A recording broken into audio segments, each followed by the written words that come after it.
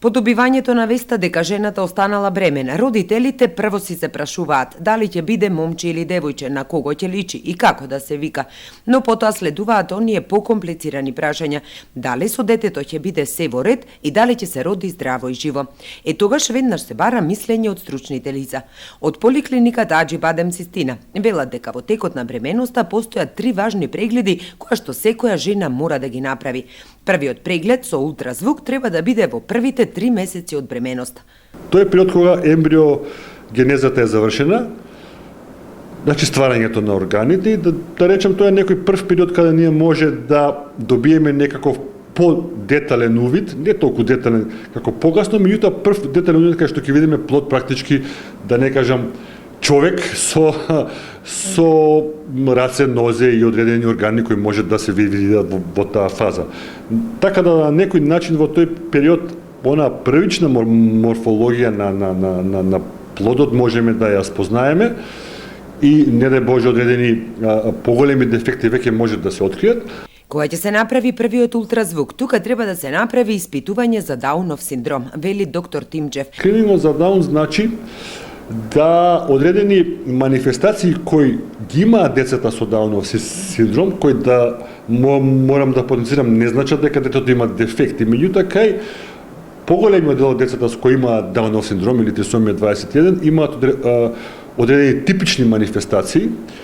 Тоа се оток на врат, големина на нос, носна коска и некои други, кои кога ќе ги видиме дека се вон некои нормални граници, обавезно треба да ги проследиме пациентите на дополнителни испитувања. Морам да потенцирам дека ако ги видиме, не значи дека детето има Даун.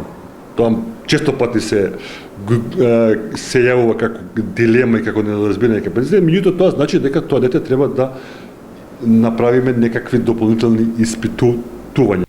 Дали со откривањето на Дауновиот синдром бременоста ќе се прекине или не, сепак одлучува мајката. Лекарите само диагностицираат и укажуваат на последиците. Конечната одлука за прекин на бременоста е оставена на родителите, додава доктор Тимчев. Ако видиме дека е нешто што стварно е подобро да се прекине таа бременост, поред македонските закони во принцип може да се прекине во било кој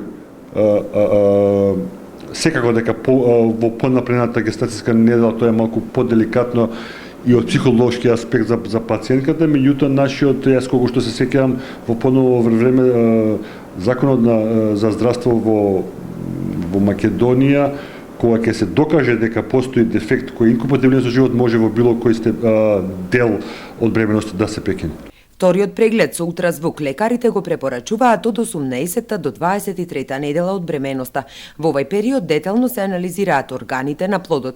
Кога мислам подетално, мислам подетална анализа на сите органи и структури во смисла на броење прсти на раце и нозе до анализа на мозокот и структурите кои се мозокот, до анализа на срцето, нели, со евентуално откривање на одредени кардиопатии, кои потоа барат одредени доиследувања, до аномалии на сите органи, бубрези, желудни, така. Значи, тоа е доволно рано, а доволно голем тој фетус, да можеме да ги анализираме тие работи и доволно рано да евентуално ако нешто се открие кој е на некој начин инкомпатибилно со живот или ќе бара многу големи дополнителни операции или одредени, значи тежок што се вика неонатален период, да евентуално се направи муабет да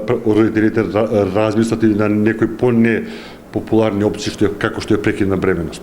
Откривањето на одреден дефект ни овозможува правилно да ја водиме бременоста, тоест да процениме дали аномалијата може по раѓањето да се елиминира и дали детето по раѓањето ќе има квалитетен живот, вели доктор Тимчев.